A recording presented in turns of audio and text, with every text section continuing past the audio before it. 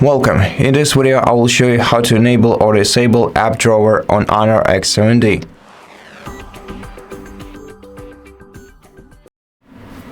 First, swipe down the control center and tap on the gear icon in the top right corner of the screen to open Settings. In Settings you have to open Home Screen and Style section, and in this menu select Home Screen Style, and if you want to enable app drawer, switch the home screen style to drawer by tapping on the respective option right here, then tap apply, and once you do that you'll be able to draw your apps from the drawer.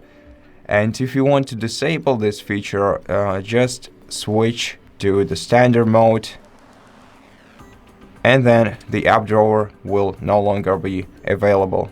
And that's it.